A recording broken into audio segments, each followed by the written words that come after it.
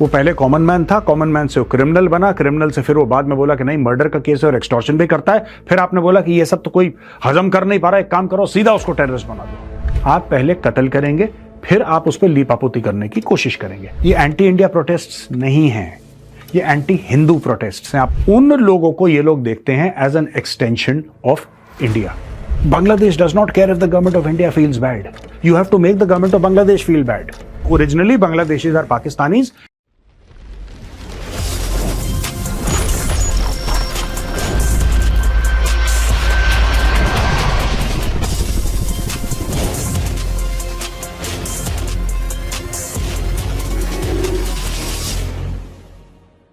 जय हिंद दोस्तों, मैं हूं मेजर गौरवारी और आप देख रहे हैं द चाणक्य डायलॉग्स। बांग्लादेश में कवर अप होना अब शुरू हो गया है दोस्तों। एक और हिंदू मारा था। अब क्या कह रही है बांग्लादेशी सरकार? कल तक ये बोला था, पहले ये बोला कि एक हिंदू था जिसको मार दिया वहां के मॉब ने। फिर बोला नहीं साहब, वो एक्चुअली जो था ना हिंदू, वो एक बहुत बड़ा कोई जिसको कहते हैं कि हफ्ता वसूली करने वाला एक माफिया वाला था। वो तो एक गुंडा था यार, वो एक्सटॉर्शनिस्ट था, उसको मार दिया। लेकिन लेटेस्ट फ्लेवर क्या दिया है बांग्लादेश की सरकार ने उसी हिंदू के बारे में? चलिए हम आपको बताते हैं, बड़ी इंटरेस्टिंग स्टोरी है ये। अब दोस्तों यहां पे बांग्लादेश की सरकार कह रही है कि Amrit Mondal death, Bangladesh government issue statement claims he was a top terrorist. ये हाल है। अमृत मोंडाल को ये बोल दिया ये टॉप टेररिस्ट था। पहले बोला कि नहीं एक हिंदू था, नॉर्मल, कोई दिक्कत नहीं है, उसको मार दिया। फिर कुछ घंटे बाद बोला कि नहीं ये तो हफ्ता वसूली करता था। ये घर में गया, जब उस घर में गया हफ्ता वसूली करने के लिए, लोगों से एक्सटॉर्शन करने के लिए, तो एक आदमी वहां पे खड़ा था, उसने हल्ला कर दिया कि चोर आ गए, डकैत आ गए। तो सब लोग इकट्ठा हो गए। फिर इसके 4-5 साथी थे, ये वहां पे पकड़ा गया, बाकी साथी इसके भाग गए। कल तक ये स्टोरी थी। रातों रात मोहम्मद यूनुस ने एक नई स्टोरी कुकअप करी। स्टोरी ये कुक करी कि साहब ये जो बंदा है ये टॉप टेररिस्ट है। Bangladesh government issues a statement on the lynching of Amrit Mondal alias Samrat by locals on Wednesday.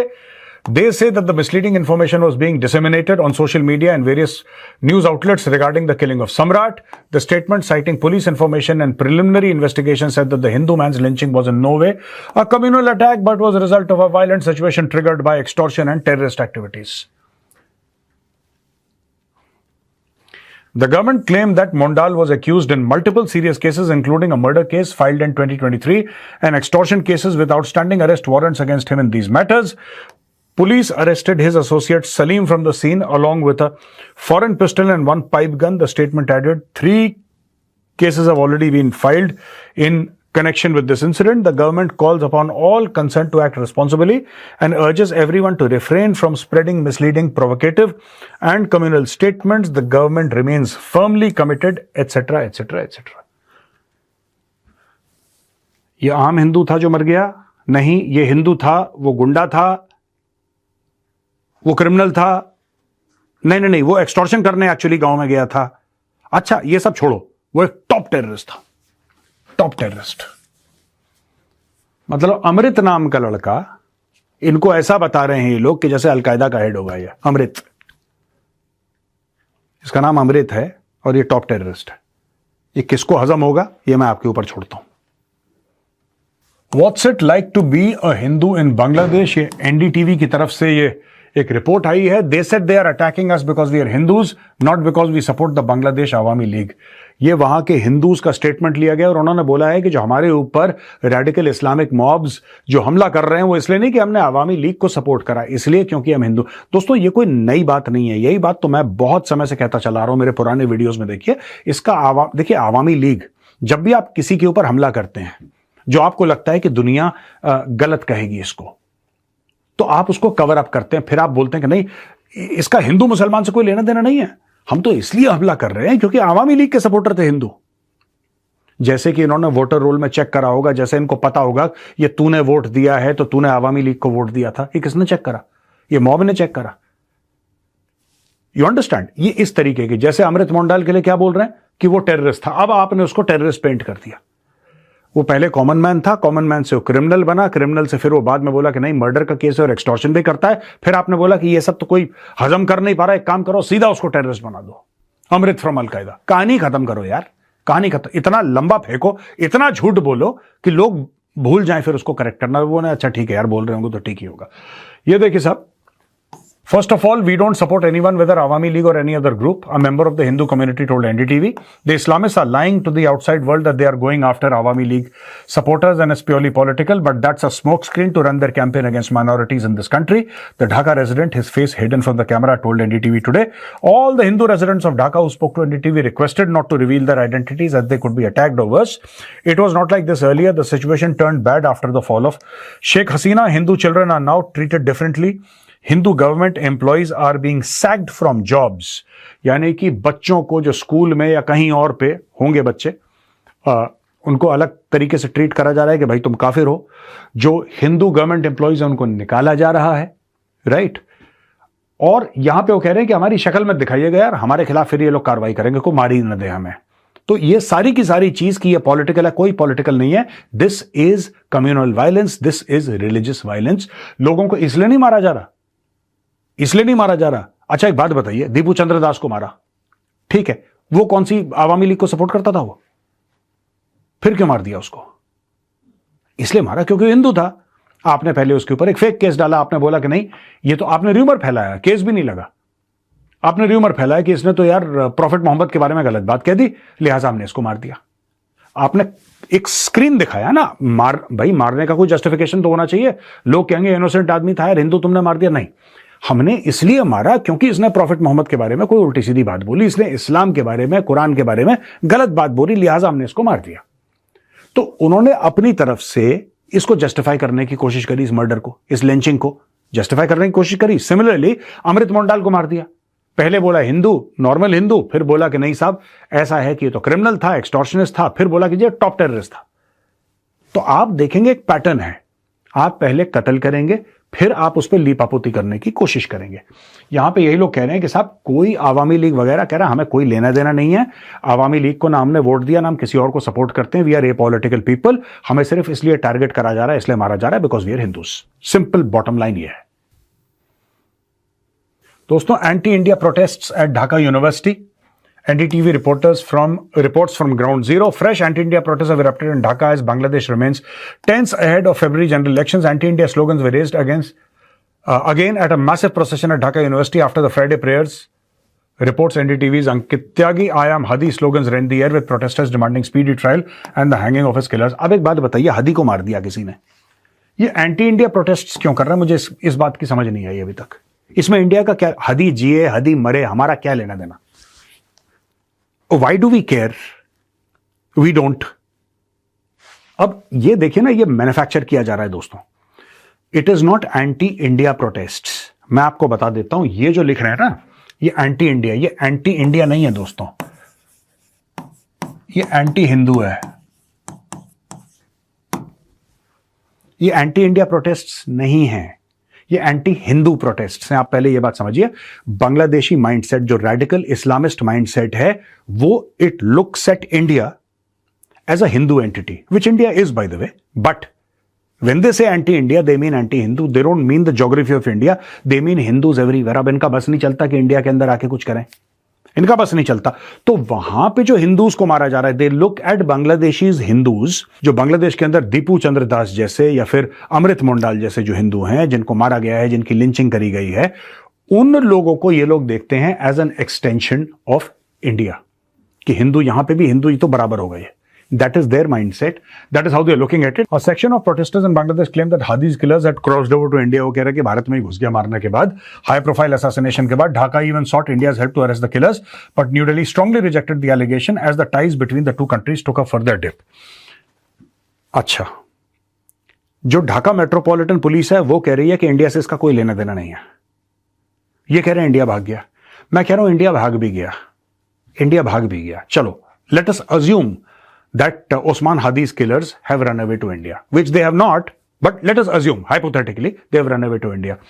I want to know, you want Osman Hadi's killers back, I want 3 crore Bangladeshis kicked out of India. This is what I want. What the hell are you doing in our country? Get out of here. What are you doing here? Get out. Osman Hadi, Usman Hadi, Usman. One loser you're crying about. We are crying about 3 crore losers, bhai. What is the population of Bangladesh? 17 crore, 18 crore. 3 crore तो यहां पे पड़े हुए हैं. You're crying about one loser, this guy. You're crying about one loser, we are crying about 3 crore losers who are here illegally in India. Take them back also. Meanwhile, a canteen at the heart of the university frequented by the student leaders was vandalized yesterday. Madhur canteen, named after freedom fighter. A boycott slogan scribbled. अब ये मधुर हिंदू होगा पक्का, तोड़ दी canteen. मैं यही बता रहा हूं दोस्तों, ये मैंने कल भी कवर करा था ना। लोग कह रहे हैं आप हिंदू मुस्लिम कर रहे हैं, मुझसे कह रहे हैं। मैं हिंदू मुस्लिम नहीं कर रहा भाई, ये कर रहे हैं इसलिए मैं बोल रहा हूं। I am simply analysing what is happening, and जो बांग्लादेश में हो रहा है वो हिंदू मुस्लिम ही हो रहा है इसके अंदर। और इंडिया की गवर्नमेंट भी थोड़ा सा गोलमोल करके ना कि अगेंस्ट माइनॉरिटीज जो हो रहा है वहां पे, अगेंस्ट बुद्धिस्ट, अगेंस्ट क्रिश्चियन। आपने सुना है किसी बुद्धिस्ट की लिंचिंग हो गई, किसी क्रिश्चियन की लिंचिंग हो गई? लिंचिंग हिंदू, क्लियर कट बोलना ही नहीं है। मुंह पे बोलो यार, हिंदुओं को मार रहे हैं वो, मुंह पे बोलो इनके तुम हिंदुओं को मार रहे हो, then do something about it. We felt very bad. Bangladesh does not care if the government of India feels bad. You have to make the government of Bangladesh feel bad rather than yourself feeling bad. You need to punish Bangladesh. We are not punishing Bangladesh. We need to thrash them.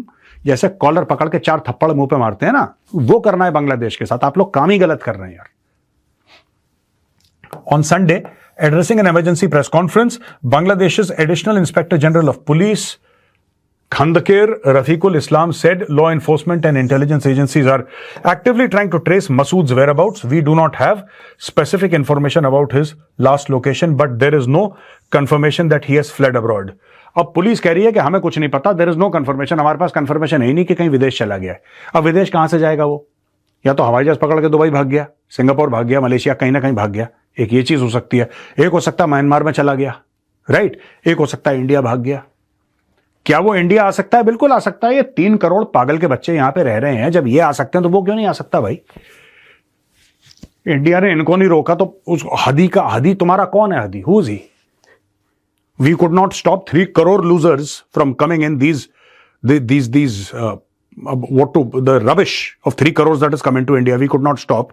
What about this clown? Yeah, Hadi. And what makes Bangladeshis assume or think that we care about Hadi? We don't even know this guy. ये कौन है? ये हमें नहीं पता यार। ये कौन है पागल? ये हदी। तुमने इसको मारा, तुम सारे हदी मार दो यार, हमें उससे क्या लेना देना है? Interfere in Bangladesh. These Bangladeshis speak as if they are sitting on trillions of dollars of wealth, as if they've got all the oil resources in the world, as if they are geopolitically so important that people are dying to come into Bangladesh. भाई इतनी गलतफहमी मत रखो। किसी को 2 रुपए का फर्क नहीं पड़ता, किसी को 2 रुपए का फर्क नहीं पड़ता। सबसे पहले बांग्लादेश से यह आवाज आनी चाहिए कि जो इंडिया तुम्हें कई 100 करोड़ रुपए हर साल देता है, every year India, and I want to tell this to the leaders. I want this not from these small little pocket edition student leaders who are worth zero, मैं आगे बताऊंगा why they are worth zero. आगे की slide में लिखा है कि student leaders Bangladesh के they are worth zero. But serious politicians should say that we will not take money from India. We will not take subsidized material from India.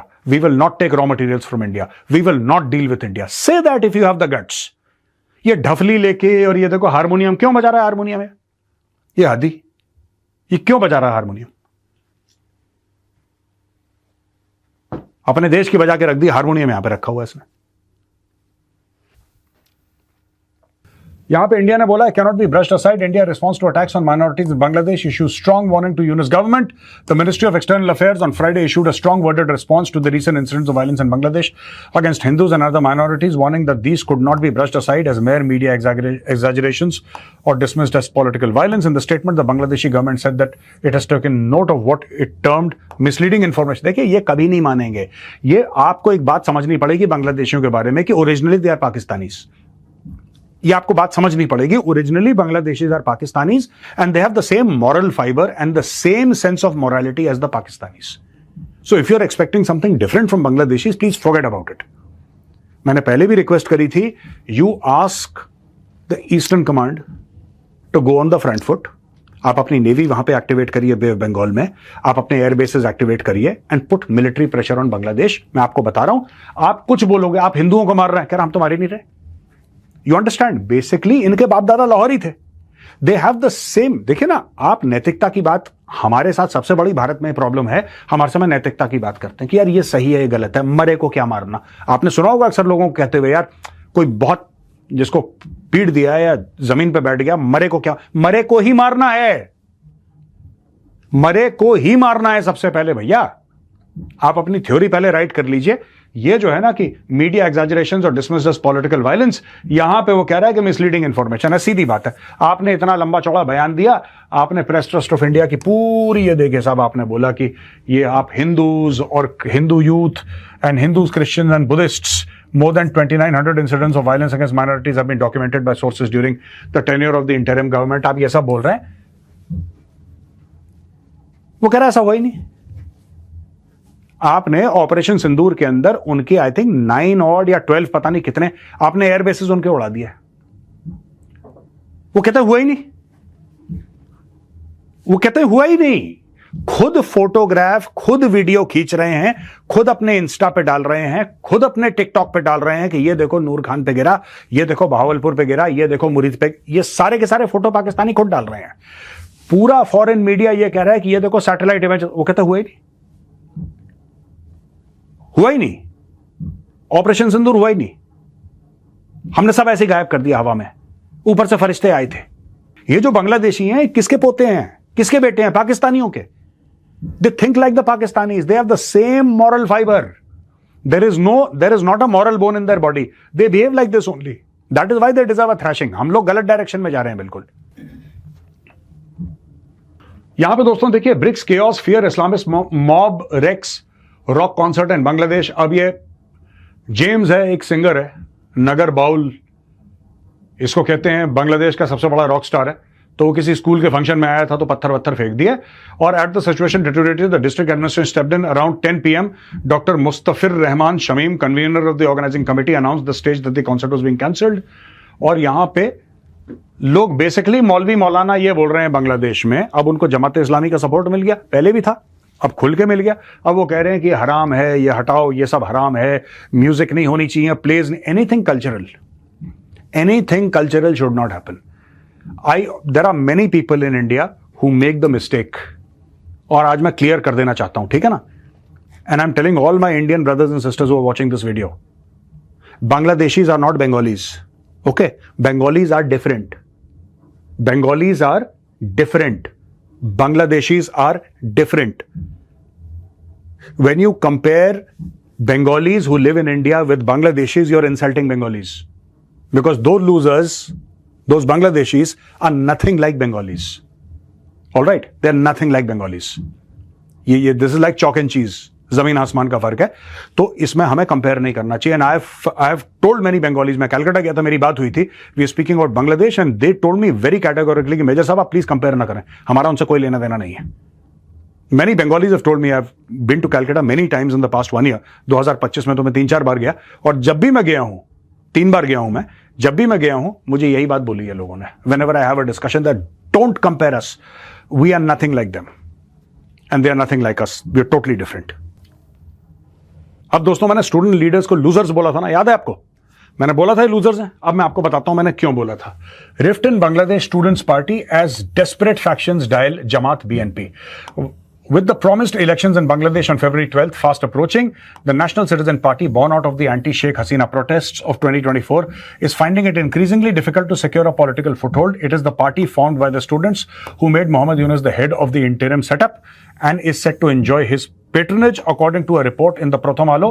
Discussions are currently underway between the NCP and Jamaat-e-Islami over a possible seat-sharing arrangement for the promised national parliamentary election, while sections of the NCP leadership view this as a necessary step for survival. Others see it as a betrayal of the party's founding ethos. The NCP talks with Jamaat reportedly progressed after earlier attempts to reach an understanding with the BNP failed, but after the return of the BNP's acting chairman, Tariq Rahman, to Bangladesh, senior NCP leaders have reopened channels with the party. अब इनको ये बात पता लग गई कि डफली से चुनाव नहीं जीतते, ठीक है? ये डफली से चुनाव नहीं जीतते भाई। भारत में भी कई लोग थे जो ऐसी बड़ी जिसको कहते हैं क्रांतिकारी विचारधारा वाली यूनिवर्सिटी से निकले थे, जिन्होंने जिंदगी भर 30-35 साल के हो गए, PhD उनका खत्म नहीं हो रहा, कुर्ता पजामा चप्पल ढफली लेके नाचने सड़क पे, फिर चुनाव हार जाते हैं। पॉलिटिक्स इज डिफरेंट, डफली इज डिफरेंट। आप डफली बजाइए, आप 50-60 साल 70 साल की उम्र तक डफली बजाइए, उसका चुनाव से कोई लेना देना नहीं है। आज की तारीख में वही नेशनल सिटीजन पार्टी, ठीक है जी, नेशनल सिटीजन पार्टी, ये अब जमात इस्लामी, ये तो एनलाइटनमेंट की बात कर रहे थे यार, ये तो बांग्लादेश फर्स्ट की बात कर रहे थे। अब ये जमाते इस्लामी के साथ बैठ गए। अब ये कह रहे हैं जमाते इस्लामी, अब तारिक रहमान आया वापस, तो तारिक रहमान से कह रहे हैं कि तुम्हारे साथ पहले मना कर चुका है बीएनपी, दोबारा बीएनपी के पीछे पड़ गए, क्योंकि इनको ये पता लग गया, ये जो स्टूडेंट थे, ये हड्डी टाइप के ना, जो हल्ला करते हैं, गड़ गड़ गड़ गड़, कोई हारमोनियम लेके, कोई डफली लेके नाच रहा है। To protest is one thing, to win elections is something else. Politicians will use the death of a student leader to get votes because it is an emotive issue. It's not a political issue. उसको बनाया जाता है political issue for votes. पर किसी को फर्क नहीं पड़ता। ये इन लोगों ने ऐसा बना दिया माहौल कि उस्मान हदी जिंदा रहता तो प्राइम मिनिस्टर बन जाता बांग्लादेश का। इन्होंने ऐसा माहौल बना दिया, उस्मान हदी को कोई जानता ही नहीं इंडिया में। I didn't know this guy. I only heard about him once he was shot. अब ये देखिए साहब, understanding with the BNP failed, पहले फेल हो गए, अब ये दोबारा तारिक रहमान से बातचीत करने की बात। क्यों नहीं लड़ते? ये तो बड़ा खूंखार रूप से सामने आए थे ना कि हमने सत्ता गिरा दी, हमने शेख हसीना को इंडिया भगा दिया और फलाना ढिमका। लड़ो चुनाव। इनको भी पता है कि street power is one thing, winning elections is another. Now these students of the NCP, National Citizen Party, right, they are now begging BNP and Jamaat Islami कि भाई कुछ हमारी मदद कर दो, कुछ सीट शेयरिंग कर दो, वरना we will be wiped out, the Bangladeshi people will wipe us out. ये कह रहे हैं नेशनल सिटीजन पार्टी वाले। तो दोस्तों, यहां पे आज का वीडियो होता है खत्म। पसंद आए तो उस वीडियो को लाइक कीजिए, हमारे चैनल को सब्सक्राइब कीजिए, बेल आइकन दबाना बिल्कुल मत भूलिएगा। जय हिंद, वंदे मातरम, भारत माता की जय।